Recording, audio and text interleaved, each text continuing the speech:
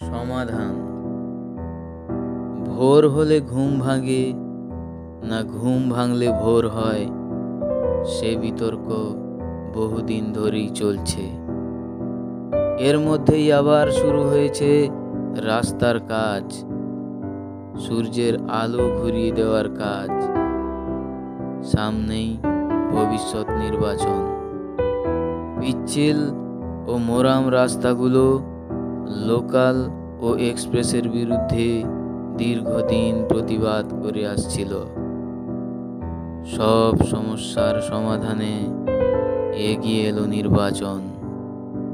রাস্তাগুলো হয়ে গেল পিচ, দুর্ধর্ষ গতিতে চলছে গাড়ি।